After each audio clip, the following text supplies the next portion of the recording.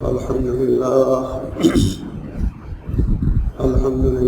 نحمده ونستعينه ونستغفره ونعوذ بالله من شرور أنفسنا ومن سيئات أعمالنا من يهده الله فلا مضل له ومن يضلل فلا هادي له وأشهد أن لا إله إلا الله وحده لا شريك له وأشهد أن محمدا عبده ورسوله أما بعد فإن خير الحديث كتاب الله وخير الهدي هدي محمد صلى الله عليه وسلم وشر الأمور محدثاتها وكل محدثة بدعة وكل بدعة ضلالة وكل ضلالة في النار. أعوذ بالله السميع العليم من الشيطان الرجيم من همزه ونفخه ونفثه. بسم الله الرحمن الرحيم. قل إن صلاتي ونسكي ومحياي ومماتي لله رب العالمين. احباب گرامی، حضرت سلمان فارسی رضی اللہ تعالیٰ عنہ، ان کا اسم گرامی جو ہمارے بچے پرائمری میں پڑھتے ہیں تقریباً وہ بھی جانتے ہیں. یہ ایران کا شہر اصفہان، وہاں پیدا ہوئے تھے. ان کا گھرانہ جو تھا وہ آگ کی پوجا کرنے والا تھا، آتش پرست تھے یہ لوگ. لیکن مقدر میں خیر تھی اور یہ خیر کی تلاش میں، حق کی تلاش میں نکلے. تکلیفیں، صعوبتیں، مصیبتیں سب کوئی برداشت کرتے کرتے رسول اللہ صلی اللہ علیہ وسلم کی خدمت میں بالآخر پہنچ جاتے ہیں. اور وہاں پہنچ کر ان کی شان، ان کا مقام، ان کا مرتبہ کیا ہے، صرف ایک واقعہ سے اندازہ لگا لیں کہ جب سارے عرب نے مدینے پر چڑھائی کر دی، سارے قبیلے جو تقریباً کٹھے ہو گئے کہ بس اب نہیں مسلمانوں کو چھوڑنا. اور اس وقت جو لڑائی ہوتی ہے وہ اس کو غزوہ خندق کہتے ہیں. اس سے پہلے بدر، احد، یہ سب کچھ ہو چکا ہے، اب یہ خندق. تو اس وقت حضرت سلمان فارسی رضی اللہ تعالیٰ عنہ نے مشورہ دیا تھا کہ آپ خندق کھود لیں اور اس طرح دشمن جو ہے نا اس کے راستے میں رکاوٹ بن جائے گی. اب ماشاءاللہ یہ صحت مند تھے.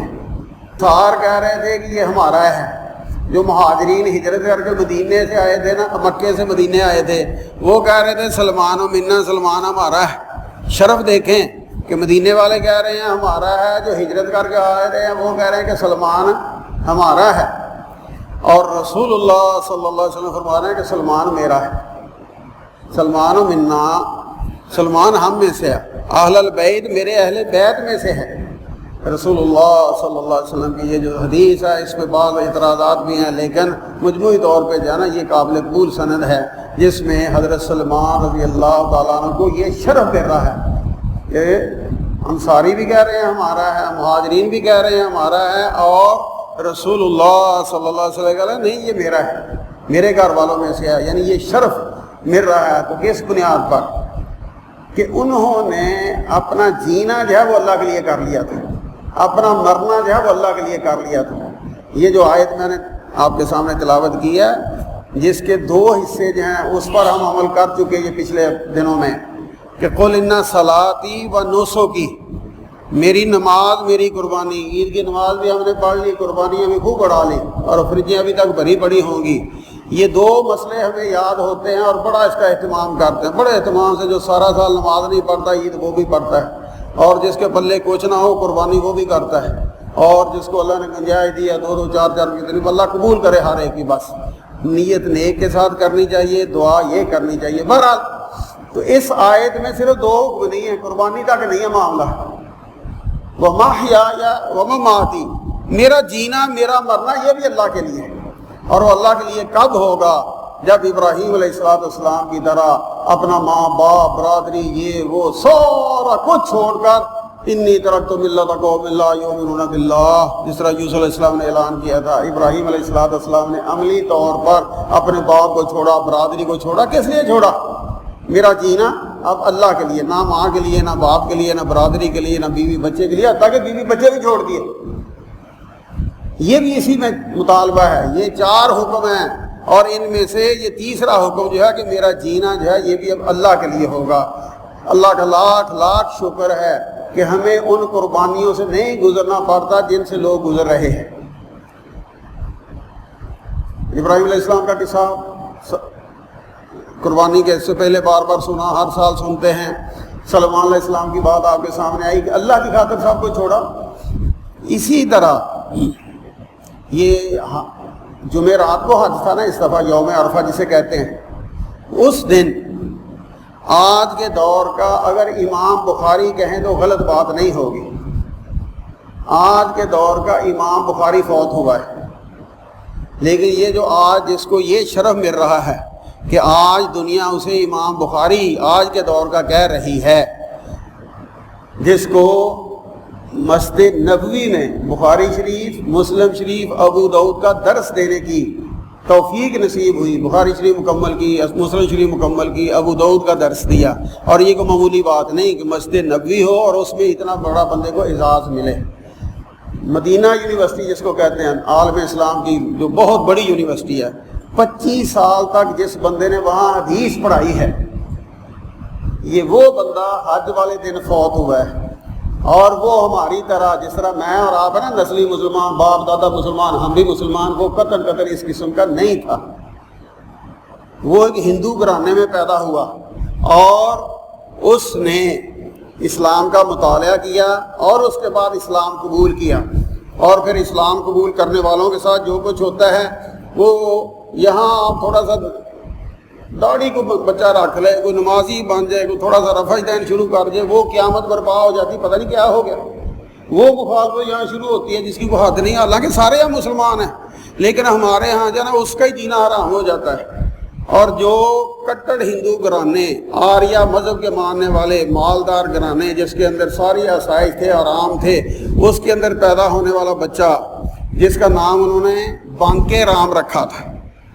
ہندوؤں کے گھر پیدا ہو رہا، بانکے نام اس کا نام تھا. لیکن مقدر میں خیر تھی، پڑھنے کا شوق تھا، کتابیں پڑھی. مولانا مودودی کی کتاب ہے تلاش حق، اس کا ہندی میں بھی ترجمہ ہوا، اس نے وہ پڑھی. اس کے بعد ہندی میں قرآن مجید کا ترجمہ پڑھا اور اللہ تعالیٰ نے ہدایت اسے نصیب کر دی. اس نے اسلام قبول کر لیا. اب اس کا نام جو ہے نا بانکے رام سے عبداللہ، محمد عبداللہ اس کا نام پڑ گیا. اس کے بعد اس نے اپنا جو سارا گھر والوں کا تھا نا معاملہ وہ پہلے تو فیس کیا. گھر والے جو ہیں پہلے تو انہوں نے سارے حربے کہ کسی طرح اس کا دل نرم ہو جائے. ماں بھوک سے مر رہی ہے، بھائی مر رہا ہے، باپ مر رہا، تڑپ رہے ہیں بھوک سے. وہ کہتا نہیں، جو مرضی مرتے پھرو، مجھے اب اللہ نے حق کی پہچان کر دی ہے.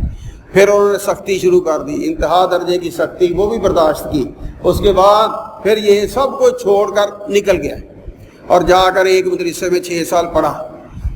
پڑھنے کے بعد پھر مدینہ یونیورسٹی جا کر داخلہ لے لیا اور وہاں جا کر بی اے کیا. مدینہ یونیورسٹی سے بی اے کرنے کے بعد ایم اے کے لیے مکہ مکرمہ میں یونیورسٹی ہے جس کو ام القرا کہتے ہیں، وہاں ایم اے کیا. پھر مصر کے اندر دنیا کے مسلمانوں کی سب سے پرانی بڑی یونیورسٹی ہے جامعہ ازہر جسے کہتے ہیں، وہاں سے پی ایچ ڈی کی. اور پھر یہ بندہ جو ہے یہ ادھر واپس آتا ہے یعنی سعودی عرب میں، اور مدینہ یونیورسٹی میں یہ حدیث کا پروفیسر یہ بندہ مقرر ہوتا ہے. اب اس کا نام جو ہے وہ بانکے رام سے محمد عبداللہ. لیکن اس بندے نے وہ کارنامہ سر انجام دیا جو بڑے بڑے نسلی خاندانی مسلمان نہیں سر انجام دے سکے. اور وہ کارنامہ کیا کیا اس نے کہ ایم اے میں ایک مقالہ لکھا. ایم اے کا امتحان جو دیتے ہیں نا اس میں باہر جو ہے وہ ہر ایک کو ایک مقالہ لکھنا پڑتا ہے، کتاب تحقیق کی لکھنی پڑتی ہے. اس نے کتاب کیا لکھی کہ حضرت ابو ہریرہ رضی اللہ تعالیٰ عنہ نے جو روایتیں بیان کی ہیں نا ان کے حوالے سے کتاب لکھی. جو احباب یہ اسلام پہ اعتراض کرنے والے لوگ جو ہیں ان کی باتیں پڑھتے رہتے ہیں, ان کی کتابیں پڑھتے رہتے ہیں, تو ان کو پتہ ہوگا کہ مستشرقین جنہیں کہا جاتا ہے, منکرین حدیث جنہیں کہا جاتا ہے, معترضین اسلام پر اعتراض کرنے والے جو لوگ ہیں, ان کے سامنے دو شخصیتیں ہیں جن کو سب سے زیادہ ہٹ کرتے ہیں. صحابہ میں سے حضرت ابو ہریرہ رضی اللہ تعالیٰ عنہ, اور ان کے بعد جو ہیں وہ ابن شہاب زہری ہیں ان کو.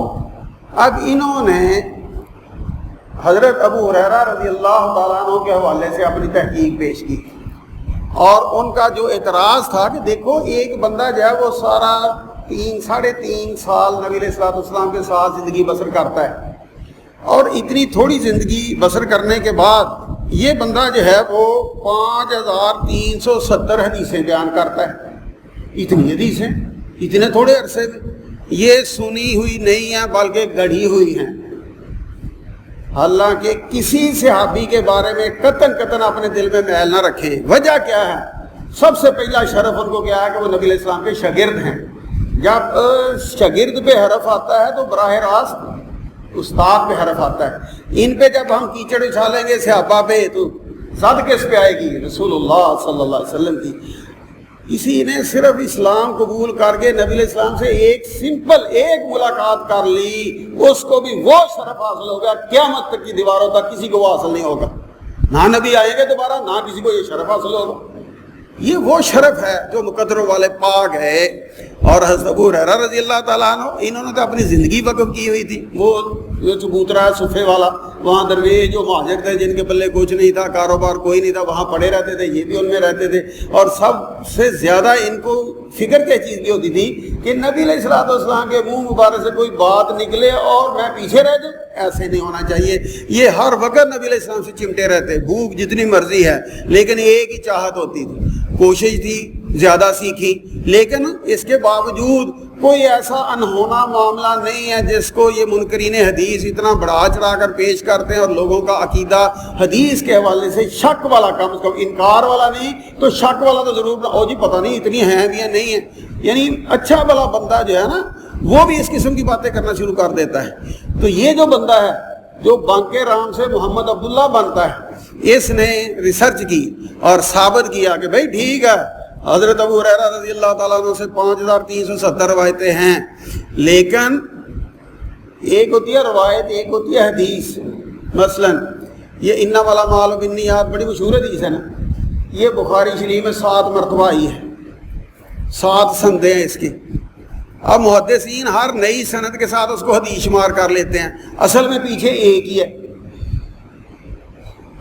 اصل میں ایک ہی ہے. شاگرد بدل گیا, استاد بدل گیا, نئی سند, شاگرد بدل گیا, استاد بدل گیا, نئی سند, شاگرد بدل گیا, استاد بدل گیا, نئی سند. وہ روایتیں ہوتی ہیں, سندیں ہوتی ہیں زیادہ, حدیث پیچھے ایک ہی ہوتی ہے. بعض حدیثیں 100 کی روایتیں ہیں, پیچھے حدیث ایک ہی ہے. انہوں نے تحقیق کر کے تلاش کیا تو وہ صرف 2000 حدیثیں ہیں. حضرت ابو ہریرہ رضی اللہ تعالیٰ کی جو 5370 حدیثیں کل بیان ہوتی ہیں نا, ان میں یہ روایتیں ہیں, حدیثیں صرف 2000 ہیں. اب انہوں نے رسول اللہ صلی اللہ علیہ وسلم کے ساتھ کم و بیش 1000 دن جو ہے یہ بسر کیا ہے, کم و بیش اندازہ. اب جو بندہ 1000 دن نبی علیہ الصلوۃ والسلام کے ساتھ رہا ہو, 24 گھنٹے کا ساتھ ہو, دل میں لگن ہو, تڑپ ہو کہ میں نے حدیث یاد ہی کرنی, سارا دن کام ہی ایک ہے. تو آج کا بچہ بھی 2 آیتیں تو یاد کر ہی لیتا ہے نا. تو کیا خیال ہے ابو ہریرہ رضی اللہ تعالیٰ نے 2 حدیثیں یاد نہیں کر سکتے تھے؟ اوسط کیا نکلی؟ روزانہ 2 حدیثیں. اب جو بندہ 2 حدیثیں یاد کر کے آگے بیان کرنے والا ہو, اس پر یہ اعتراض ہو سکتا ہے کہ اس نے حدیثیں خود ہی گھڑی, جھوٹ ہی بول رہا ہے, اپنی طرف سے کر رہا ہے. یہ سب ان کے وہ ہتھ کنڈے ہیں جو چاہتے ہیں کہ اس طرح ہم مسلمانوں کا حدیث پر ایمان جو ہے وہ کمزور کریں, ان کو شک میں مبتلا کریں. یہ ایک بہت بڑا ان کا مارکے کا اعتراض تھا. مستشرقین, یہ انگریز جو ہیں اسلام کے حوالے سے تحقیق کرنے والے, اور انڈیالسٹ جنہیں کہا جاتا ہے, مستشرق کہا جاتا ہے, ان کا یہ بہت بڑا اعتراض تھا. اور ان کے اگلے ہوئے نوالے, یہ ہماری بھینسیں وغیرہ ہوتی ہیں نا, وہ جب جھگالی کرتی ہیں تو ان کے منہ سے گر جاتے ہیں نا ذرے, اور پھر باقی کوے وغیرہ یہ کھا رہے ہوتے ہیں. تو یہ جو ہمارے ہیں نا یہ سکالر نام نہاد دین بیزار دین سے متنفر کرنے والے، یہ سب ان کے اگلے ہوئے نوالے جو ہیں وہ کھانے والے ہیں اور وہ پھر آگے علم کے طور پر بیان کرنے والے ہیں، حالانکہ کوئی علم نہیں، سراسر جہالت ہوتی ہے. علم یہ ہے جو اس بندے نے پیش کیا، جو پہلے بانکے رام تھا اب یہ محمد عبداللہ، لیکن اللہ نے اس کو اور عزت دی. اب ان کا نام جو ہے علمی دنیا میں ضیاء الرحمن اعظمی، صرف ضیاء الرحمن اعظمی نہیں، ڈاکٹر ضیاء الرحمن اعظمی کے طور پر یہ مشہور ہو گئے.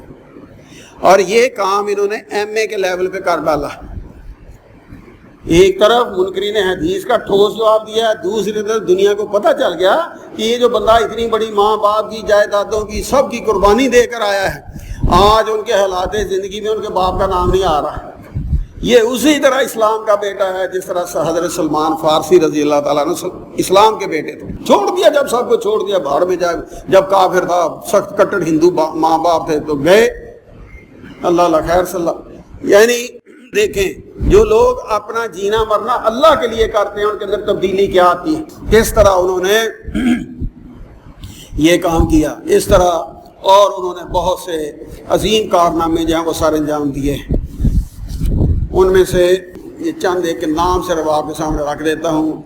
ایک رسول اللہ صلی اللہ علیہ وسلم نے جتنے فیصلے کیے تھے، اقضیۃ الرسول، ایک پرانے امام تھے ابن طلہ، ان کی کتاب تھی، اس کو تحقیق کی، وہ شائع کی. پھر انہوں نے ایک کتاب لکھی التمسک بالسنہ فی العقائد والاحکام، کہ ہم جو نا سنت عمل میں ہم سمجھتے ہیں کہ سنت کے مطابق عمل ہونا چاہیے، عقیدہ جیسے مرضی نہیں، عقیدہ بھی سنت کے مطابق ہونا چاہیے. اس پر کتاب لکھی التمسک بالسنہ فی العقائد والاحکام.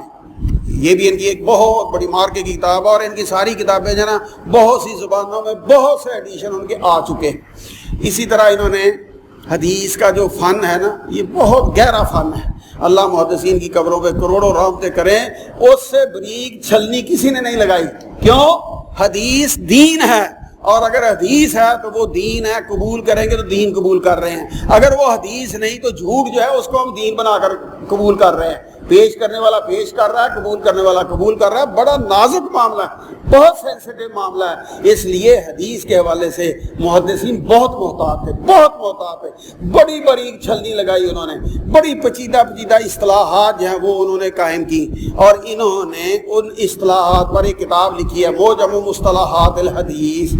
اسی طرح حدیث کے فن میں یہ ایک بہت مشکل علم ہے جرح تعدیل کا، تو اس پر کتاب لکھی. یہ ایک حدیث کی بہت بڑی کتاب ہے سنن کبریٰ بہقی. اس کا ایک جو دیباچہ تھا نا، جو شروع کا مقدمہ تھا، وہ نہیں تھا لوگوں کے علم میں. ایک پرانی لائبریری ہے خدا بخش لائبریری پٹنہ انڈیا کے، وہاں سے تلاش کر کے وہ لکھی انہوں نے. اسی طرح سنن صغریٰ بہقی کی 2 کتابیں ہیں حدیث، ایک بڑی ایک چھوٹی، اس کی تخریج کی. یہ اور اس طرح کے بہت سے مقالے، بہت سی کتابیں ہیں. لیکن ان کا جو مارکے کا کام ہے اس کا نام ہے الجامع الکامل فی الحدیث الصحیح الشامل. الجامع الکامل فی الحدیث الصحیح، یعنی انہوں نے صحیح حدیث جو ہے نا وہ جمع کر کے اس کا ایک مجموعہ تیار کیا ہے. پہلی بات کہ انہوں نے یہ کام جو ہے وہ کیوں کیا، یہ خود کہتے ہیں کہ جب میں مختلف ملکوں کے دورے پہ جاتا، اسکالر آدمی تھے لیکچر وغیرہ دینے کے لیے، تو غیر مسلم ہمیں کہتے ہیں کہ بھئی تمہارے اللہ کی کتاب تو قرآن مجید تمہارے ہاتھ میں ہے، تمہارے نبی کی ساری حدیثیں کس کتاب میں ہیں؟ ہم کہتے ہیں جی کچھ بخاری شریف میں ہے، کچھ مسلم شریف میں ہے، کچھ، کیونکہ نہ امام بخاری کا دعویٰ ہے نہ ہی ہمارا ایمان ہے کہ ساری صحیح حدیثیں بخاری میں آ گئی ہیں. بخاری کے بارے میں اپنا عقیدہ درست رکھنا چاہیے. بخاری میں جتنی سند والی حدیثیں ہیں وہ ساری کی ساری صحیح ہیں، ان میں سے ایک بھی غلط نہیں. یہ جو 1 2 3 4 غلط نکالنے پہ نکلے ہوئے لوگ ہیں نا، یہ ذرا تاریخ پڑھے. بڑے بڑے امام جو ان کے سامنے حدیثیں پیش ہوئی تھی، بالآخر امام بخاری سچے ثابت ہوئے تھے، وہی صحیح ثابت ہوئے تھے. جن کو الگ علم حدیث کی آتی وہ بھی بخاری پہ اعتراض کرنے نکلے ہوتے ہیں. بہرحال قد اتفقت الائمۃ والامۃ، ساری کے سارے امام، ساری کی ساری امت اس بات پر متفق ہے ان صح الکتب بعد کتاب اللہ البخاری، اللہ کی کتاب کے بعد صحیح ترین کتاب جو ہے وہ بخاری شریف ہے. یہ امت کا، ائمہ کرام کا، بڑے بڑے عالم جو ان کا یہ فیصلہ ہے تحقیق کے بعد، سادہ عقیدت کا نتیجہ نہیں. تو بہرحال ہم عام لوگ ہیں، ہمیں بس اس بات پہ یقین رکھنا چاہیے کہ اس کے اندر جتنی سند والی حدیثیں ہیں وہ ساری صحیح ہیں، لیکن کیا دنیا کے اندر جتنی ساری صحیح حدیثیں تھیں وہ بخاری شریف میں آ گئی ہیں؟ نہیں، وہ ساری نہیں آئیں، لیکن جتنی ہیں وہ صحیح ہیں۔ مسلم شریف کا بھی اس طرح معاملہ ہے کہ اس کی جتنی ہیں وہ صحیح ہے لیکن ساری نہیں آ گئی۔ ابو داؤد میں زیادہ صحیح ہیں، تھوڑی ضعیف ہیں، نسائی، ترمذی، ابن ماجہ، باقی حدیث کی کتابیں ان میں صحیح بھی ہیں، ضعیف بھی ہیں، سارا کچھ ہے۔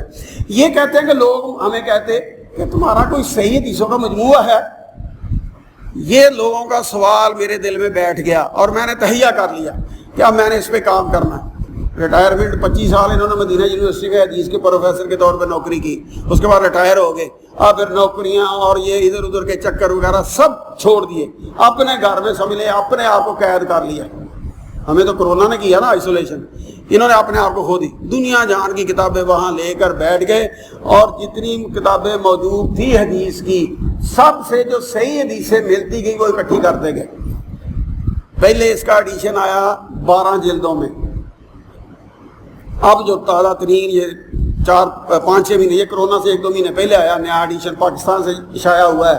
یہ علامہ احسان اللہ ظہیر رحمہ اللہ، ان کو ہر بندہ جانتا ہے، ان کے ایک بھائی ہیں عابد الہی، انہوں نے لاہور میں بیت السلام کے نام پہ ادارہ بنایا، بیت السلام، وہاں سے 19 جلدوں میں یہ ان کی حدیث کی کتاب شائع ہوئی ہے۔ اور یہ کہتے ہیں کہ مسلمانوں اب تم فخر سے کافروں کے سامنے کسی کے سامنے کھڑے ہو جاؤ، ایک ہاتھ میں اللہ کی کتاب لے لو، دوسری ہاتھ میں الجامع الصحیح لے لو، الجامع الکامل جو میں نے تیار کی ہے، اور تم کہہ سکتے ہو کہ 99% 99% اس میں صحیح حدیثیں آ گئی۔ 100% کہتے ہیں، میں اس لیے نہیں کہتا کہ وہ اللہ کی کتاب قرآن مجید کا حق ہے، لیکن اب میں نے پوری کوشش کی ہے، دنیا میں کوئی صحیح حدیث پیچھے نہیں چھوڑی اور ساری میں نے اس میں جمع کر دی۔ اور یہ شرف ملا اس بندے کو جو کل پیدا ہوا تو بانک رام تھا، لیکن اس نے اپنا جینا اللہ کے لیے کیا اور اللہ نے اس کو یہ شرف دیا۔ دیکھیں اس کے بدلے میں وہ دنیا میں مفاد کوئی نہیں اس نے کمایا، مفت میں جو ہے ان کو شائع کرنے کی اجازت دی ہے، باقی کتابوں میں کوئی ریالٹی نہیں، بس شائع کریں اور لوگوں تک میرا پیغام پہنچائیں، مقصد اس کا یہ تھا۔ لیکن اللہ کے ہاں بندے کی نیکی کی بڑی قدر ہے، نیکی اللہ کی رضا کے لیے کیا کرے۔ میں ہمیشہ عرض کرتا ہوں جو بھی مسجد سے تن کا بھی اٹھانا ہے نا، ریاکاری دکھلاوا نہیں ہونا چاہیے، آنا ٹکا خرچ کرنا ہے، ریاکاری دکھلاوا نہیں ہونا چاہیے۔ یا اللہ تو خوش ہو جا، اتنا بڑا کام کر رہے ہیں اور کیا رہے ہیں، یہ بڑے مشہور لکھاری ہیں، نواز شریف کے بڑے سپورٹر، عرفان صدیقی اخبار میں لکھتے ہیں، ان کو 5-6 مہینے پہلے انہوں نے خط لکھا اور اپنی 2 کتابیں بھیجی اور ساتھ یہ بات لکھی جو ہمارے مطلب کی ہے کہ بھائی میرے تذکرے نہیں کرنے آپ نے کہ یہ ایسا ہے، یہ ایسا ہے، یہ ایسا نہیں۔ اس سے بندے کی طبیعت میں عجب آتا ہے، عجب تکبر کی ایک قسم ہے۔ یہ بعض لوگوں کو بیماری ہوتی ہے، کھڑے ہو گئے نا شیشے کے آگے، ایسے ادھر دیکھ رہے، ادھر دیکھ رہے، اپنا چہرہ دیکھ رہے ہیں، یہ اپنے آپ کو بڑا سمجھنا۔ تکبر میں ہوتا ہے دوسرے کو گھٹیا سمجھنا، اپنے کو بڑا سمجھنا۔ تکبر میں دوسرے کو گھٹیا سمجھتے ہیں آپ، اپنے آپ کو بڑا سمجھتے ہیں۔ عجب میں کیا ہوتا ہے، اپنے اندر ہی بڑائی، اپنے میں بڑا، میں فنے کا، میں بڑا نیک، میں محدث، میں جو مرضی اپنے ذہن میں، یہ اس کو عجب کہتے ہیں۔ کہنے لگے اللہ کے بندو میری تعریفیں نہ کریں، ہاں یہ کتابیں ان کے تعارف جتنے مرضی کریں۔ اتنے بڑے بڑے کام کرنے والا بندہ پھر بھی ڈر رہا ہے، کہتے ہیں وجہ کیا ہے، یہ عجب پیدا ہوتا ہے اور یہ اللہ کے اجر سے محروم کر دیتا ہے۔ جب بندے کے دل میں یہ بیماری آ جاتی ہے، میں نے یہ کر دیا، میں فنے کا، میں نے وہ کر دیا، میں یہ ہوں، میں وہ ہوں، سب کچھ برباد ہو گیا۔ تو اللہ کے بندہ تیری شکر کر، تیرے رب نے تجھے اپنے لیے پسند کر لیا، تیرا جینا مرنا اللہ نے اپنے لیے قبول کر لیا۔ کتنی دنیا یہاں تو چلتی پھرتی دکھائی دیتی ہے، ان کو یہ نصیب نہیں، اگر تجھے نصیب ہو گیا تو شکر کر۔ انہوں نے یہ کام کیا اور ساتھ یہ پیغام اس کو دیا کہ میری تعریفیں نہیں کرنی، اب اللہ کو پیارے ہو گئے، اب تو عجب والی بات نہیں۔ اس لیے میں ساری باتیں عرض کر رہا ہوں، دیکھیں آج کی دنیا میں بھی اللہ نے اپنے دین کی حفاظت کے لیے کیسے کیسے بندے پیدا کیے اور کہاں سے اٹھا کر کہاں کھڑا کر دیے۔ کہاں ہندوؤں کے گھر میں ہندوستان میں پیدا ہوتا ہے اور کہاں اس کی محنت کے سلے میں اللہ نے تو اجر دینے ہی دینے نا۔ سعودی عرب کسی کو نیشنلٹی نہیں دیتا جلدی، گنتی پہ انگلیوں پہ آپ گن سکتے ہیں لوگوں کو جن کو نیشنلٹی ملی ہوگی۔ ان کی خدمات کی وجہ سے ان کو بھی سعودیہ نے نیشنلٹی دی۔ مدینہ یونیورسٹی میں پروفیسر رہے، مسجد نبوی میں درس دیتے رہے اور حج والے دن فوت ہوتے ہیں، مسجد نبوی میں جنازہ ہوتا ہے اور ساتھ وہ بقیع والا جو قبرستان ہے وہاں یہ دفن ہوتے ہیں. یہ اللہ کا احسان نہیں تو اور کیا ہے. یہ ہے جو اللہ کے لیے جینے کا عہد کرتا ہے، اللہ کے لیے مرنے کا عہد کرتا ہے. اللہ دنیا میں بھی یہ صلے دیتا ہے. مرتی تو ساری دنیا ہے، کہیں اس کا نام اتنی عزت سے احترام سے لیا جا رہا ہے. ہر روز ہم کتنے جنازے پڑھتے ہیں، جن کا وہ ہوتا ہے وہ بھی چوتھے دن بھول جاتے ہیں، وہ بھی جائیداد کی تقسیم میں چکر میں پڑ جاتے ہیں کہ میرے حصے میں کیا آئے گا، میرے پتہ ہی نہیں. اور ان کا نام ہر کوئی ذکر خیر کے طور پہ، نیکی کے طور پہ کہ اتنی بڑی خدمت کر گئے، اتنی بڑی خدمت کر گئے کہ مسلمانوں کے ہاتھ میں ساری صحیح حدیثوں کا ذخیرہ جب وہ دے کر گئے ہیں. اور ایک ان کی اور بڑی زبردست بات ہے، کہتے ہیں کہ پتہ میں یہ حدیث کے ساتھ کیوں یہ سارا اپنا سلسلہ جوڑے رکھتا ہوں. ویسے حدیث کے علاوہ قرآن مجید کا انسائیکلوپیڈیا لکھا ہے، بڑی زبردست مارکے کی کتاب ہے. قرآن کے سائے میں ہندی زبان میں ہندوؤں کے لیے کتاب لکھی ہے دعوت والی، اور اسی طرح بہت کام کیے. لیکن وہ کہتے ہیں کہ میرا ان کی زیادہ کتابیں جو ہیں وہ حدیث سے متعلق. کہتے ہیں وجہ کیا ہے؟ وجہ صرف یہ ہے کہ جب میں حدیث کا کام کرتا ہوں تو میں اپنے آپ کو نبی علیہ السلام کے پاس محسوس کرتا ہوں.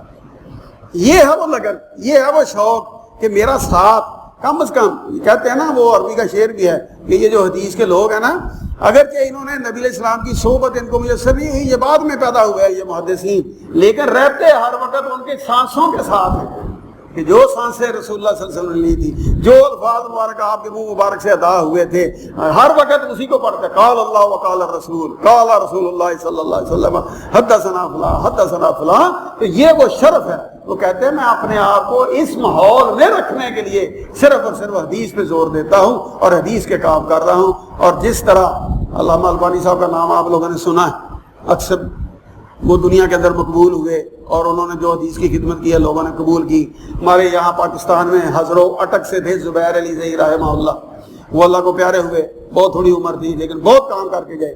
اور ان کے کام جو ہیں، ان کی عظمت جو ہے اس کو بھی دنیا نے تسلیم کیا کہ اللہ تعالیٰ نے آج کے دور میں نشانی جو ہے وہ بھی پیدا کر کے دکھائی. وقت کی مجبوری ہے. یہ نشانی ایک طرف یہ انگلش کی ڈکشنری وہ پوری کی پوری زبیر علی زئی صاحب کو زبانی یاد تھی، دوسری طرف حدیث کی کتاب ہے بہت بڑی سنن کبریٰ. وہ اپنے شاگردوں سے کہتے تھے یہ اس حدیث کی کتاب میں سے کسی راوی کا حال مجھ سے پوچھو میں تمہیں بتاتا ہوں. 8 یا 9 جلدوں میں، 8 میں تو کم از کم بدنا میں اگر میں بھول نہیں رہے تو یا 9 یا 8 جلدیں بڑی سائز کی. ان کے اندر پتہ نہیں کتنے راوی ہوں گے. ہر راوی کا حال زبانیوں کو یاد تھا، معلوم تھا. اللہ کی یہ نشانی اللہ نے پیدا کی. تو یہ لوگ جس طرح لوگوں کے اندر مقبول ہوئے، اسی طرح یہ آج کے دور کا جو امام بخاری فوت ہوا ہے، محمد بانکیران سے محمد عبداللہ، محمد عبداللہ سے ڈاکٹر ضیاء الرحمان اعظمی کے نام پہ. تو ان کی یہ خدمات ہیں. دیکھیں جنہوں نے اللہ کے لیے اپنے آپ کو وقف کیا، اللہ تعالیٰ نے ان کو یہ شرف بخشا. اور اللہ کا یہ اٹل اصول ہے، تلک الدار الآخرۃ نجعلھا للذین لا یریدون علوا فی الارض ولا فسادا. یہ آخرت کا ڈر، یہ آخرت کی کامیابی، آخرت میں نجات کن کے لیے ہے؟ جو دنیا کے اندر بڑائی نہیں چاہتے، میرا نام بڑا ہو جائے، میرا نام نہیں. اپنے آپ کو مٹا دیں، اپنی پیشانی جب اللہ کے سامنے جھکا دی بس اپنے آپ کو ختم کر دیں. بڑائی اللہ کے لیے، عظمتیں اللہ کے لیے، ساری رفتیں اس کے لیے. اور لا یریدون علوا فی الارض ولا فسادا، نہ دنیا میں فتنہ فساد مچاتے ہیں بلکہ امن سکون سے رہتے ہیں. تو جن کی یہ صفت ہے اللہ ان کو آخرت میں انشاءاللہ وہ آخرت کا ڈر نصیب کرے گا. ما خطر علی قلب بشر، آج ہم یہاں بیٹھ کر سوچ بھی نہیں سکتے جو کچھ اللہ تعالیٰ نے وہاں اپنے پیارے بندوں کے لیے تیار کر رکھا ہے. لیکن شرط کیا ہے؟ شرط یہ ہے کہ اللہ کے یہ مطالبے ہیں 4. قل ان صلاتی، میری نماز، و نسکی، میری قربانی، و محیایا، میرا جینا، و مماتی، میرا مرنا، للہ، اللہ کے لیے ہو. ذرا ہم بھی اپنے گریبان میں منہ ڈال کر دیکھیں کہ میرا جینا اللہ کے لیے، میرا مرنا اللہ کے لیے. میں کس لیے جی رہا ہوں؟ یہ کما لوں، وہ کما لوں، یہ کر لوں، وہ کر لوں. مرنا میں کس کے لیے؟ عورت کے لیے مر رہا ہوں. زار زمین، یہ ان کے لیے ہم مر رہے ہیں سارے، اور میں بھی اسی لائن میں لگا ہوا ہوں. تو میرا اللہ کے لیے کہاں ہوا؟ میں تو اس لیے پیسے کے لیے مر رہا ہوں، زمین کے لیے مر رہا ہوں، عورت کے لیے مر رہا ہوں. ہمارے مرنے تو رہ گئے اسی لیے، اب انہی کے لیے مریں گے تو ادھر ہی مرتے رہ جائیں گے، آخرت میں کچھ بھی نہیں ہوگا. اگر چاہتے ہیں کہ ہماری آخرت سنور جائے تو پھر وہ راستہ اختیار کریں جو قرآن نے متعین کیا ہے، جو اللہ والے پیغمبر جو تھے انہوں نے دکھایا ہے، جو اللہ والے نیک بندے جو ہیں انہوں نے متعین کیا اور اس پر چل کر دکھایا. اللہ سے دعا ہے کہ اللہ تعالی ہمیں بھی اپنی زندگی اس رنگ میں ڈالنے کی توفیق عطا فرمائے. الحمد لله نحمده ونستعينه ونستغفره ونعوذ بالله من شرور أنفسنا ومن سيئات أعمالنا من يهده الله فلا مضل له ومن يضلل فلا هادي له وأشهد أن لا إله إلا الله وحده لا شريك له وأشهد أن محمدا عبده ورسوله أما بعد فإن خير الحديث كتاب الله وخير الهدي هدي محمد صلى الله عليه وسلم وشر الأمور محدثاتها وكل محدثة بدعة وكل بدعة ضلالة وكل ضلالة في النار. أعوذ بالله السميع العليم من الشيطان الرجيم. قل إن صلاتي ونسكي ومحياي ومماتي لله رب العالمين. سبحان ربك رب العزة عما يصفون وسلام على المرسلين والحمد لله رب العالمين.